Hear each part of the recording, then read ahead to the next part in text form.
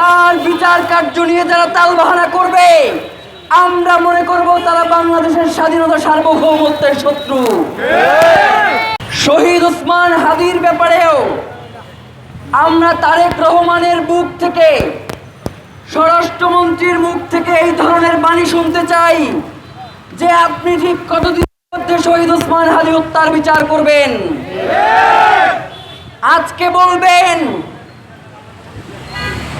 আসামি ভারতে গ্রেফতার হয়েছে, তাকে ফিরিয়ে আনার প্রক্রিয়া চলছে।